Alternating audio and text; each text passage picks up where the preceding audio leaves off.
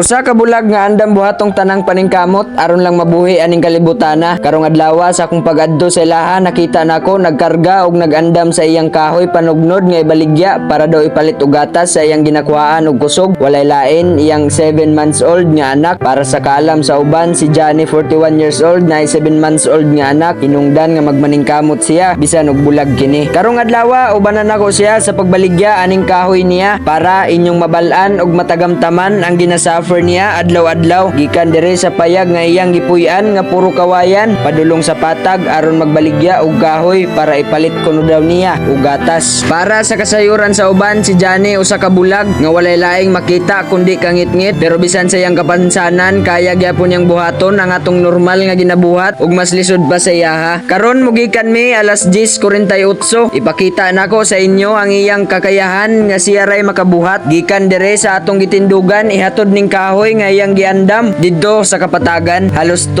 ka oras baklayon padulong sa kapatagan walay pagduha-duha og dili alintana ang kadelikado sa pareha niya nga diferensyado. Karon inyong masubaybayan ang usa ka kahimtang nga dili ninyo ma-imagine kung giunsa paglahutay. Sa pagsugod na mugbaklay ako ang gilisuran tungod sa lapok nga akong natagamtaman makaingon kog lisod itikang sa akong gitindugan pero sa iyaha murag easy ratanan pero kung imong pangutanon hurot iyang kusog pinugong og hiram sa dalan nga iyang gisubayan tungod sa kalisod nga iyang naandan dili na lisod sa iya tanan tungod kay dawat na niya ang kahimtang nga iyang natagamtaman pero akong giistoryahan iyang gihilak ang tanan sabay pangutana kung hangtod kanusa ang pagsulay nga iyang gitagamtaman nga hinungdan nga akong gi-question akong kaugalingon kung naa pa ba ko'y mabuhat para niya. Sa kalisod sa dalan makaingon gigag dili nimo makaya mga lapok bato manglubong gyud sa imong lapalapa di magsilbi nga imong sinilasan sa lapok ba naman nga kinatuhuran. Samtang gabaklay o ga-video ko gusto nako ihilak ang tanan dala na sa kalisod ug kakapoy. Akong gipili nga maguban-uban para akong matagamtaman ang kalisod ug kakapoy nga iyang gisubaybayan. Pag-abot sa 2 ka oras namong binaklay naabot ra gid mi sa iyang baligyaan. Pero dili para diha na human na iyang pag-antos kay dili pa na karong adlaw mabayran. Karon kay inyong nabalaan ang iyang pag-antos nga gisubayan. Kung dili ninyo ikasakit sa inyong dughan nga muhangyo ko sa inyong tagsa-tagsa nga pagsabot og kaluy-an para kay Johnny nga magtinabangay ta kada tawo nga makakita kada sintabo sa inyong tanan nga atong ipadala sa iya. Dili siya ang nihangyo sa inyo ha kundi dili ako nga para sa iya ha. Unta inyo kong masaligan para sa iyang kaayuhan. Pinaagi sa GCash access nga dali nga tabang sa akong paghangyo kinasing-kasing ta hinaot dili ninyo lainon pagsabot bisan sa sintabos lang dako na kayo ng tabang para niya. Hindi ngayon ng panahon na para sa iyo.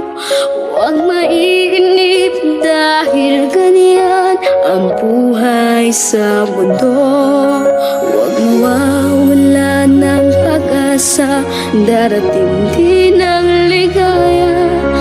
Ang isipin mo'y may bukas pa na mayroong saya. Kabigo ay hindi hadlang upang tumakas ka. Huwag kang iiwas pag nabibigo.